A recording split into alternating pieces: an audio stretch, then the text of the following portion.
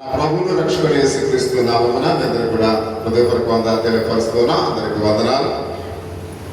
ఈ రాత్రికాల సమయంలో దేవుని యొక్క సందేశాన్ని విందాం.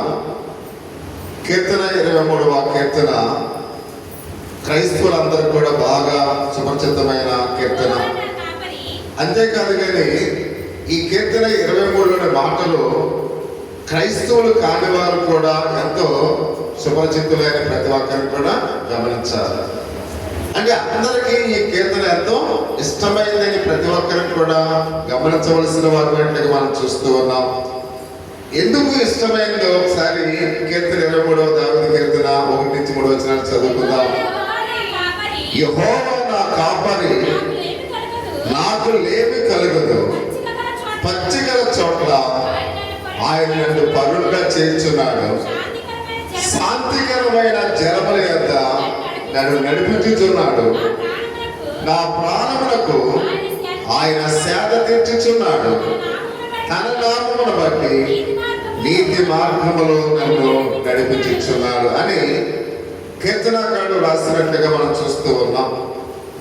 దావీదు ఇక్కడ కాపరిగా ఉన్నాడు అనే విషయాన్ని మనం గమనించాలి. దావీదు ఏమైనాడు? కాపరి అయినట్లుగా మనం చూస్తూ ఉన్నాం. అందుకని ప్రియ సహోదరి సహోదర, అతను రాసిన ఈ యొక్క మాటల ఉద్దేశము అతనికి తెలుసు. ఎందుకంటే ఆయన కాపరి అయి ఉన్నాడు కనుక కాపరి ఎలా ఉండాలో ఆ ఉద్దేశం ఏంటో ఆయనకి తెలుసు.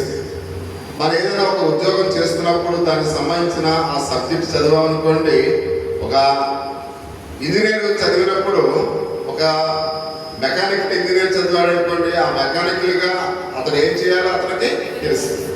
సివిల్ ఇంజనీర్ చదివాడు, సివిల్ ఇంజనీర్ ఏం చేయాలో తెలుసు. అలాగే ఆ వృత్తి ధర్మంగా చదివిన ఆ విద్యను బట్టి అతను ఎలా చేయాలనేది తెలుసు. అంటే దావీదు ఇక్కడ మనం చూస్తున్నప్పుడు ఆయన కాపరిగా ఉన్నాడు. ఆయనక కాపరి ఎలా ఉండాలో ఆయనకి తెలిసి తన అనుభవంతో ఈ మాటలు రాసినట్లుగా మనం చూస్తూ ఉన్నాం. ఎందుకంటే అతడు సంరక్షించే మందకు అతడే బాధ్యుడుగా ఉన్నాడు అనే విషయానికి మనం చూస్తూ ఉన్నాం. ఎందుకంటే తన మందకు ప్రతి విషయంలో కూడా దాన్ని ఎలా నడిపించాలో అతడే బాధ్యుడిగా ఉన్నాడు. ఎందుకంటే దాన్ని సంరక్షించే బాధ్యత దావీదు తీసుకున్నాడు అనే విషయాన్ని మనం చూస్తూ ఉన్నాం. అలాగే గొర్రెలు అతడు ఎంతగానో ఆ గొర్రెలన్నీ కూడా అతని మీద ఆధారపడి ఉండాలని కూడా అతనికి తెలుసు అనే విషయాన్ని మనం చూస్తూ ఉన్నాం. ఎందుకంటే కుటుంబ యజమాని ఆ బ్లాక్ రెండు పక్కన కాబట్టి అతడు ఎలా ఉండాలనేది కూడా అతనికి బాగా తెలుసు అనే విషయాన్ని మనం చూస్తూ ఉన్నాం. అంటే ప్రియ సహోదరి సహోదరుడు ఒకసారి ఆలోచన చేస్తున్నప్పుడు, ఒక ఇంటి యజమాని తన మీద ఆధారపడి ఉన్న కుటుంబం, ఎందుకంటే తన మీద ఆధారపడి ఉంది కనుక ఆ కుటుంబాన్ని ఎలా నడిపించాలో దానికి బాధ్యుడెవరు? యజమాని. అందుకని ఆ కుటుంబం నా మీద ఆధారపడి ఉంది కాబట్టి దాన్ని ఎలా నడిపించాలని అతను ఎప్పుడు కూడా ఎల్లప్పుడూ కూడా ఆ కుటుంబం గురించి ఏం చేస్తాడు? ఆలోచిస్తూ ఉంటాడు. అలాగే దావీదు ఆ మంద తన మీద ఆధారపడి ఉంది కాబట్టి ఆ మందను ఎలా నడిపించాలో అని అతడు ఎంతగానో ఆలోచిస్తే వాడుగా ఉన్నాడు అనే విషయాన్ని పరిశుద్ధ గ్రంథంలో మనం చూస్తూ ఉన్నాం. అందుకనే ప్రియ సహోదరి సహోదరుడు ఆయన అంటూ ఉన్నాడు, అతడు సంరక్షించేవాడుగా ఉన్నాడు కనుక అతడు వాటిని పచ్చిక బయలుకు శాంతికరమైన జలముల యొద్ద నడిపిస్తూ ఉన్నాడు అనే విషయానికి మనం చూస్తున్నాం. అంటే ఆ మందకు ఏ మేత కావాలి, వాటికి ఎటువంటి 5 గిన్నెల నీళ్లు కావాలి అంటే ప్రతి విషయంలో ఆహారానికి నీళ్లకు అవి ఎక్కడైతే సంరక్షణ దొరుకుతుందో ఆ ప్రదేశానికి వాటిని ఏం చేస్తున్నాడు? నడిపిస్తూ ఉన్నాడు అనే విషయాన్ని పరిశుద్ధ గ్రంథంలో అయితే మనం చూస్తున్నాం. అలాగే ఒకవేళ మార్గంలో ఏమైనా ఇబ్బందులు ఉంటే ఆ మార్గంలో ఇబ్బందులు కూడా ఏం చేస్తున్నాడు? సరళం చేస్తూ ఉన్నాడు.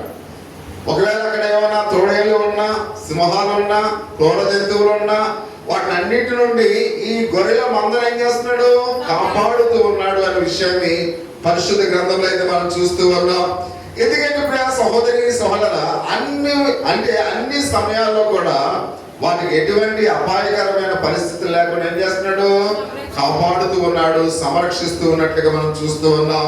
అతడు అతడు తొలగించి, ఎందుకంటే ఆ ప్రతి ఒక్క గొర్రెలను కూడా ఆయన ఎంతగానో సంరక్షిస్తూ ఉన్నాడు అనే విషయానికి మనం చూస్తూ ఉన్నాం. సురక్షితంగా వాటిని ఏం చేస్తున్నాడంట, నడిపిస్తూ ఉన్నాడు. అంటే గొర్రెలకు ఎలా వాటిని సంరక్షించాలో అన్ని విషయాలు కూడా ఎరిగిన వాడు ఎవరున్నారు, దావీదు ఉన్నాడు అనే విషయాన్ని మనం చూస్తూ ఉన్నాం. దావీదు విషయంలో మనం గమనించినట్లయితే ప్రాముఖ్యమైన అంశం ఏంటంటే, అక్కడ ప్రభువైన యేసు క్రీస్తు వారు కూడా తన వంశంలో నుంచే జన్మించాడు అనే విషయానికి మనం చూస్తూ ఉన్నాం. అందుకనే దావీదుకు ఇక్కడ ఒక విషయాన్ని గమనించినట్లయితే యేసు క్రీస్తు యొక్క పితరుడుగా ఉన్నాడు అనే విషయాన్ని మనం గమనించాలి. అంటే దావీదు గొర్రెలను ఏ విధంగా సంరక్షించాడో అదే వంశం నుంచి వచ్చిన ప్రభువైన యేసు క్రీస్తు వారు కూడా మనల్ని కూడా ఏం చేస్తున్నాడైనా సంరక్షిస్తూ ఉన్నాడు. అందుకనే ప్రియ సహోదరి సహోదరా, ఈ మాటలు మనం ఆలోచన చేస్తే యేసయ్య కూడా మనకు ఎలాంటి కాపరిగా ఉన్నాడు, మంచి కాపరి వలె ఉన్నాడు. అందుకని యోహాను సువార్త చదవవలసినది కానీ 10వ అధ్యాయంలో చాలా స్పష్టంగా ఆయనే మనకు మంచి కాపరై ఉన్నాడు అనే విషయాన్ని మనం చూస్తూ ఉన్నాం. కాబట్టి నేటి కొరకు వాక్య భాగంలో ప్రవక్త అయిన ఇర్మియా గొర్రెల కొరకు ఆ గొర్రెల కాపరి గురించి ఆయన మాట్లాడుతూ అయితే ఆయన ఎంతో చక్కగా వివరిస్తున్నట్లుగా మనం చూస్తూ ఉన్నాం. అంటే గొర్రెల కాపరి అనే విషయాన్ని మనం చూస్తున్నాం. అంటే ఇక్కడ ఇర్మియా చాలా చక్కగా వివరిస్తూ ఉన్నాడు. అంటే సంఘానికి కాపరి ఎలా ఉండాలో కూడా తెలియపరుస్తూ ఉన్నాడు. సంఘ కాపరి ఎలా ఉండాలి, సంఘ కాపరి తన మందను ఎలా నడిపించాలి అనే దాని గురించి, సంఘ కాపరుల గురించి కూడా ఈ రాత్రి ఇర్మియా మాట్లాడుతూ ఉన్నట్లుగా మనం చూస్తూ ఉన్నాం.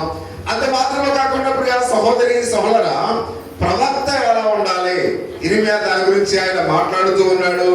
అంటే మరి ఇక్కడ గొర్రెల కాపల గురించి ఆయన మాట్లాడుతూ ఎంతో చక్కటి విషయాలు మనం ఆలకించవలసినట్లుగా మనం చూస్తున్నాం. ఎందుకంటే అతడు పాస్టర్ గా తనకు అప్పగించిన సంఘాన్ని ఎలా నడిపించాలి, సంఘ కాపరి విశ్వాసులు ఆ సంఘ కాపరి యొక్క మాటలకు ఏ విధంగా లోబడి ఉండాలి అని ఆయన మాట్లాడుతూ ఉన్నాడు.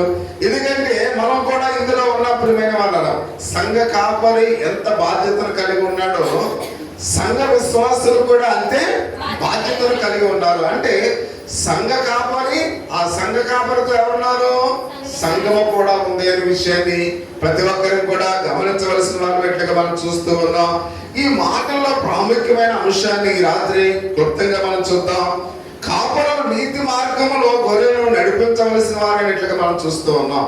కాపరి గొర్రెలను ఎలాంటి మార్గంలో నడిపించాలంట, నీతి మార్గంలో నడిపించాలి.